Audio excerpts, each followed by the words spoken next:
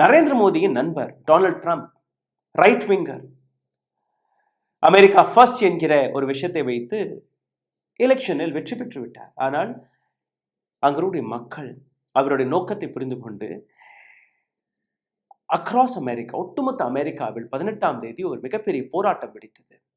இது ஜென்சி போராட்டம் கிடையாது. ஜென்சியும் அதுல இருந்தார்கள், மக்களும் அங்க இருந்தார்கள். No king movement.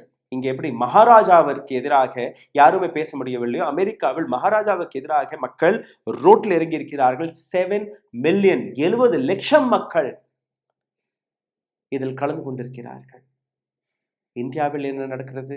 இந்தியாவில் மகாராஜாவை பற்றி யாருமே பேசிவிடக்கூடாது என்கிற பயத்தில் ஒட்டுமொத்த கோதி மீடியாவை இறக்கிவிட்டு மக்களை திசை திருப்பக்கூடிய வேலையை பார்க்க தொடங்கிவிட்டார்கள்.